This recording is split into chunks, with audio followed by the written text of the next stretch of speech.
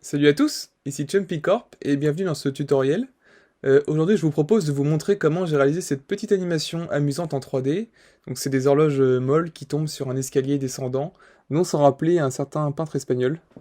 Pour ça j'ai utilisé Houdini pour la simulation et j'ai fait le rendu sur Cinema 4D avec le moteur de rendu Octane. Ici je vais principalement vous montrer comment refaire le setup sur Houdini pour créer cette émission d'horloge molle avec Vellum. Je vous joindrai les fichiers sources ainsi que les modèles de l'horloge et de l'escalier si ça vous intéresse, ça sera en description. Petit disclaimer, je suis encore assez débutant sur Houdini, donc ça fait pas 2 mois que j'ai commencé pour le moment. Si vous voyez des choses que je pourrais améliorer, laissez-moi un commentaire, c'est toujours pertinent. Si vous souhaitez débuter sur Houdini, je vous recommande évidemment la chaîne YouTube d'Antagma. Ce projet est d'ailleurs un mix de ce que j'ai pu apprendre dans ces tutoriels et également ce que j'ai pu trouver comme ressource sur le site OD Forum. Pour expliquer le workflow, j'ai d'abord modélisé une horloge sur Cinema 4D et ensuite je l'ai exportée en FBX en conservant la hiérarchie des objets pour pouvoir la texturer plus tard. J'ai aussi modélisé l'escalier que j'ai animé avec 2 clés de position et j'ai ensuite exporté en alambic pour pouvoir m'en servir de collision. Donc nous voilà sur Houdini sur un projet vierge. On va commencer par créer un node géométrie. Ensuite de là on va créer un node file pour importer le fichier de l'horloge. Je crée un UV unwrap derrière pour séparer les UV et les refaire car ils sont pas très propres. On va mettre un node de transform pour rétrécir l'horloge qui est énorme et la remonter dans l'espace pour pouvoir la faire chuter. On va également appliquer une rotation.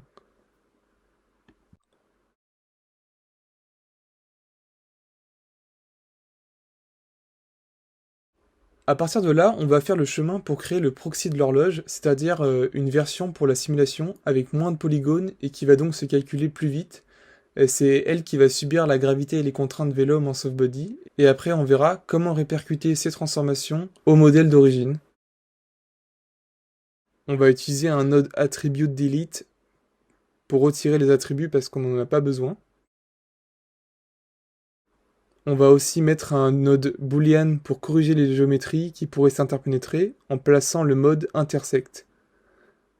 On va ensuite remesh le modèle avec le node remesh pour réduire le nombre de polygones pour la simulation. Et aussi, ça va passer le maillage en triangle. On met la valeur de 5 sur itération. Ensuite, on va mettre un node tête conforme. C'est un surface opérateur qui va recréer un maillage tétraède qui sera un peu plus parfait que ce que fait le remesh. Ensuite, on va créer 2 nodes de contrainte Vellum. La première, on va la placer en close.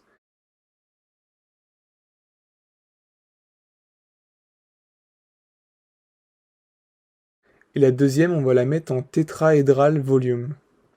Le premier node va permettre de créer des fils à l'intérieur de la géométrie qui va définir l'élasticité, tandis que le deuxième va tenter de maintenir la forme tétraède malgré l'influence de l'autre contrainte. Sur la première, on va changer la stiffness à 500 et augmenter un petit peu la rest length scale à 1,1, et on va pas changer les valeurs sur le deuxième. Vous pourrez adapter les valeurs à votre modèle pour avoir quelque chose de plus ou moins élastique. On va pas mettre tout de suite de Vellum Solver, mais on va relier tout ça dans un DOPNet qui va nous permettre de créer le système de gravité. Donc on crée un DOPNet, on rentre à l'intérieur et on met tout de suite un node de gravité. Par la suite, on va créer un Vellum Solver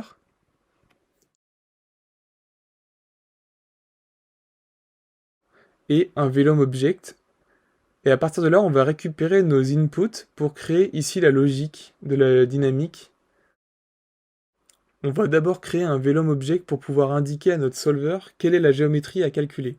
On va lui indiquer cette expression pour dire que la géométrie est sur le port numéro 0 et que les contraintes sont sur le port numéro 1.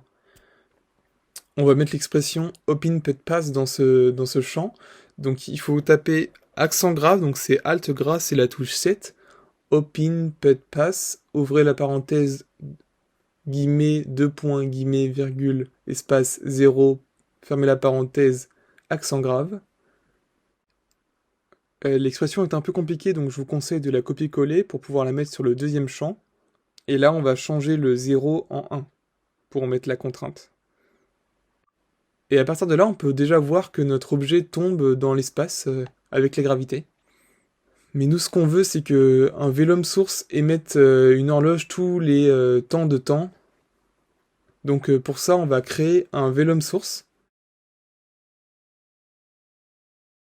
et on va lui mettre les mêmes expressions d'input que sur le velum object pour préciser les mêmes géométries à modifier.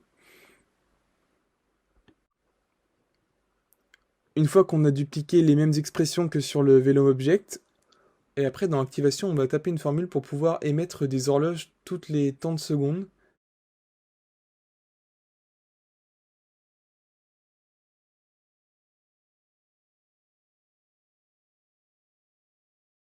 Donc là, c'est 15 frames avec une période aléatoire. Donc l'expression, c'est la suivante. Fit, ouvrez deux fois la parenthèse, $FF pour float frame, c'est-à-dire le temps actuel, plus 12,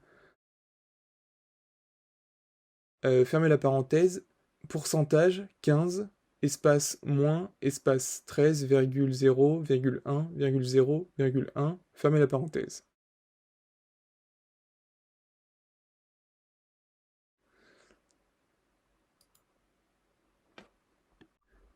Et là, quand on appuie sur Play, on se rend compte qu'il y a plein de modèles d'horloge qui se superposent. C'est parce qu'en fait, il faut finalement enlever les expressions qu'on a mis dans Velum Object pour pas faire doublon avec le Velum Source.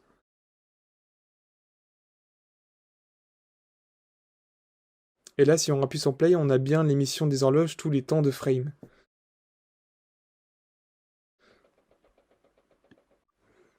On va ensuite créer un ground plane pour avoir un sol et le mettre dans un merge.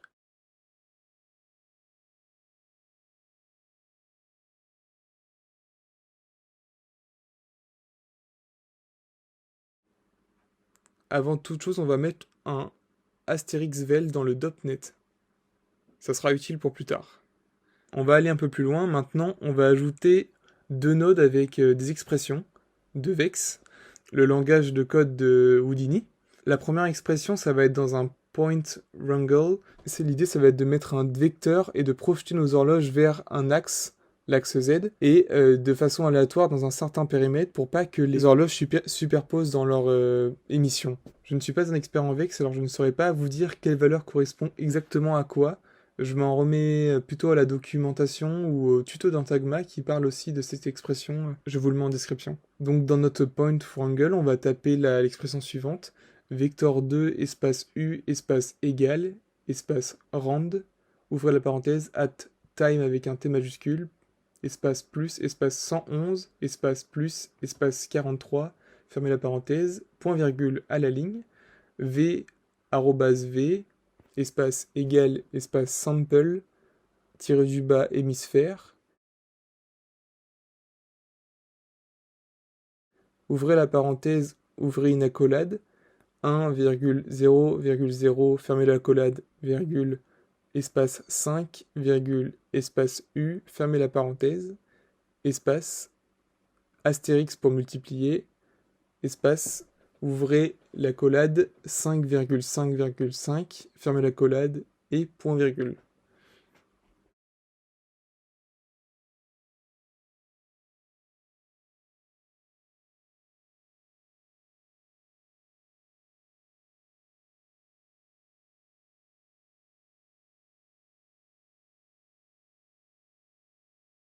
Et là, c'est important de cocher mutual, à la fois pour que la collision soit prise en compte et le soft body dans le .NET. On se rend compte que ça fonctionne bien. Notre deuxième note d'expression en Vex va nous permettre de récupérer chacune des instances d'horloge et son ID afin de la relier au modèle d'origine. On va créer un node attribute wrangle et là on va taper l'expression at birth ID espace égal espace at frame avec un F majuscule point virgule. On va laisser en guess from group, on va passer en primitives. On va renommer le node birthID pour s'en souvenir.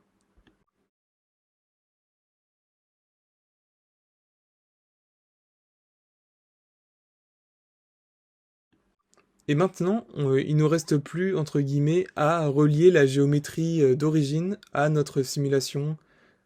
Donc pour ça, on va utiliser un node point deform. Ce point deform, on va lui mettre 3 inputs, la géométrie qu'on veut relier, l'information du burst ID et la géométrie simulée.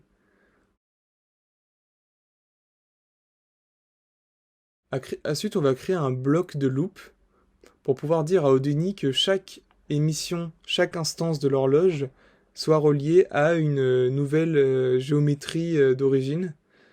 Et pour ça, on va utiliser donc un bloc begin et un bloc end.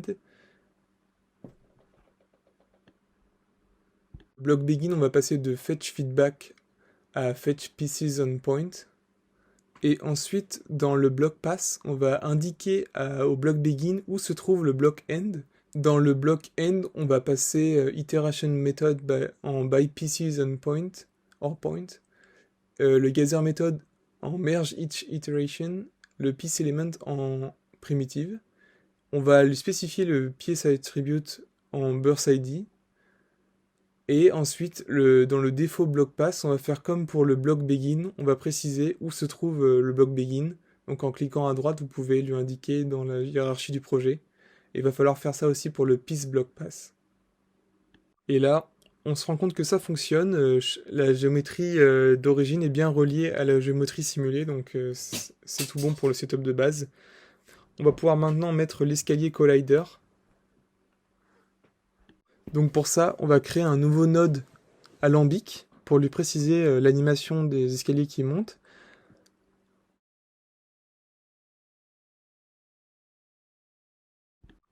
On va lui mettre un node de transform pour lui préciser sa taille à 0,05.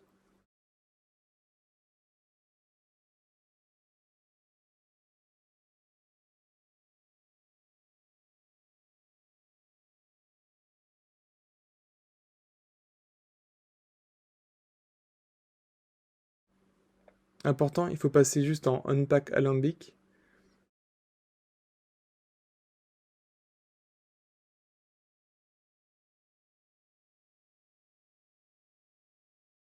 Alors là, je me suis trompé, il faut pas mettre le lambic dans le attribut delete. Il faut bien le brancher sur le velum constraint. Sinon, ça va pas marcher du tout. Et maintenant, on branche l'information de collision sur le troisième port du DOP-net. Et il n'y a plus qu'à rentrer dans le DOP-net pour lui indiquer que cet alambic est un collider pour les horloges.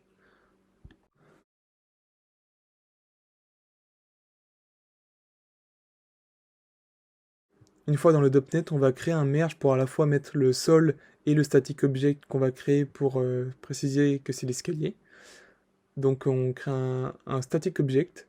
Et là, dans le subpass, on va recopier-coller l'expression qu'on avait déjà écrite auparavant pour dire sur quel port est branchée la collision. Donc là, on fait copier-coller, on change le port en 2. On fait pareil pour l'OBJPass.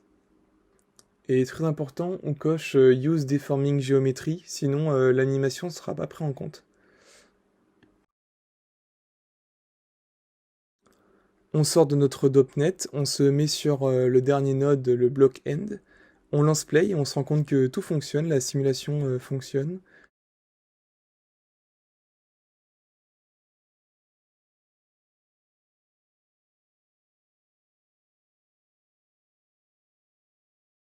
Les horloges tombent sur l'escalier et se plient correctement.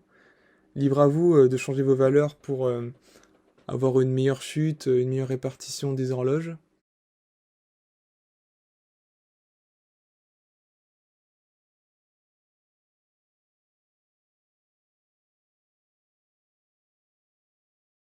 Mais il n'y a plus qu'à mettre un node ROP alambic pour exporter votre alambic vers Cinema 4D ou le logiciel de votre choix et texturer et rendre cette animation. Merci beaucoup d'avoir suivi ce tuto, j'espère que j'ai été clair. À bientôt!